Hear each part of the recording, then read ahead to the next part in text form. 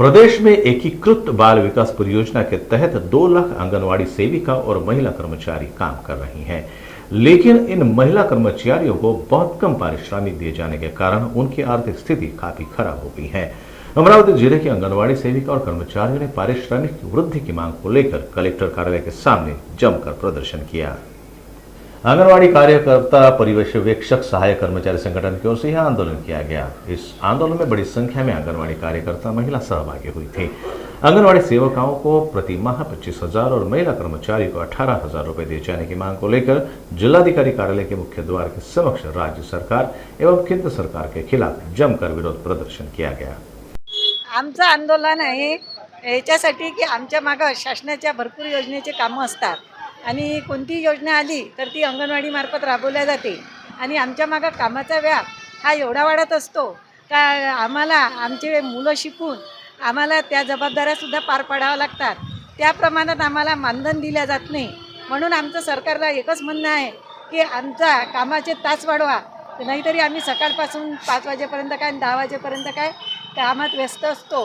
त्याच्यामुळे आम्हाला 8 तासाचं काम द्या, जेव्हा कुठं आम्हाला वेतन श्रेणीची मागणी करता येईल किंवा किमान वेतन आयोगात तरी आम्ही घेतल्या जाऊ।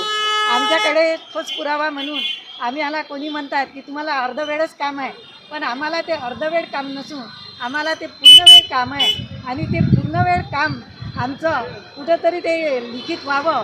म्हणून आम्ही शासनाला हेच सांगू इच्छितो की आमच्या पूर्णवेळ कामाचा GR काढा आणि आम्हाला न्याय मिळवून द्यावा। ग्रॅज्युटी मिळण्यात यावी, पेन्शन, कारण बऱ्याच सेविका रिटायर झाल्या परंतु त्यांना अजूनही त्यांच्या हक्काचे पैसे मिळाले नाही आणि GR काढला जातो पण तो GR ऑफिसपर्यंत पोहोचत नाही।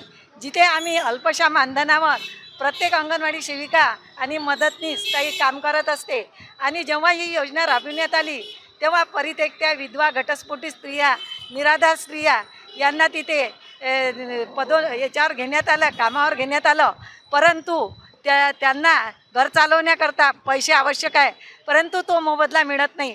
10,000त ती बाई काय तिचं घर चालवणार आहे किंवा मदतनीस 5,000त काय तिच्या मुलांचं शिक्षण आणि घर चालवणार आहे। एकीकडे महिला सक्षमीकरण, महिलांचा सन्मान या योजना शासन राबवित असतो, परंतु अंगणवाडीत महिलाच काम करीत असतात। त्या महिलांच्या कामाचा मोबदला त्यांना पाहिजे त्या प्रमाणात मिळत नाही।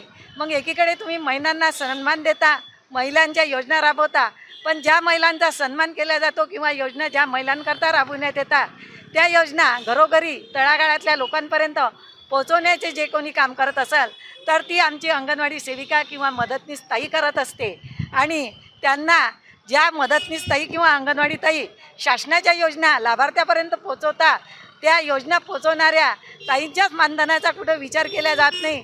10,000 आज एखाद्या कोणत्या दुकानात किंवा मॉलमध्ये काम करणाऱ्या बाईला पैसे आमच्यापेक्षा जास्त मिळतात, परंतु आम्हाला पाहिजे त्या प्रमाणात कामाचा मोबदला मिळत नाही।